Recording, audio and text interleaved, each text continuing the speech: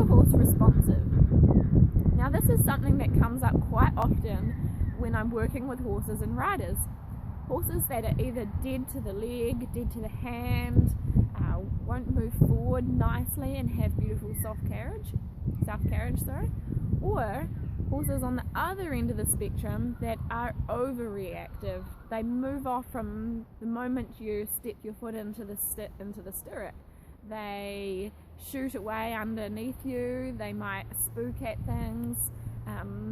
So obviously that's not something that we really want as well. We want to create a horse that's really, really nicely balanced between those two things.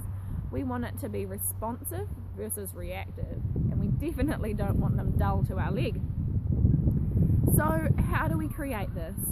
It's a bit of a step-by-step program, but what we want to do is imagine your ideal aid. So for me, that's the lightest, most subtle thing that I can come up with. So if say we're talking about asking our horse to move on from a halt, I'm going to bring my energy up in my body, then I'm going to apply my lower leg very lightly, and then from there, if there's still no response at all, I'm going to add in either my spur or my whip. Now I usually like to use a dressage whip for this.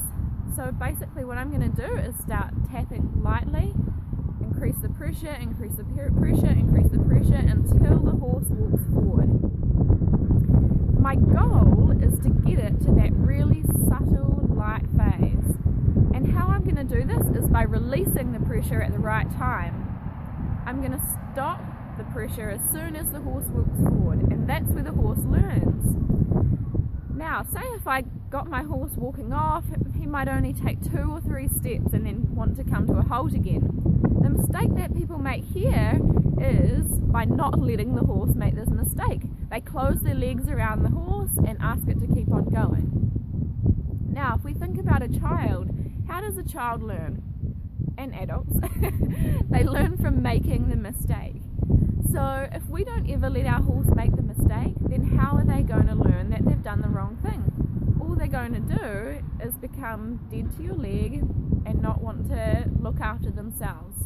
So I'm going to let the horse make that mistake, then reapply those aids again. And pretty soon I have a horse that's responding to that really light cue.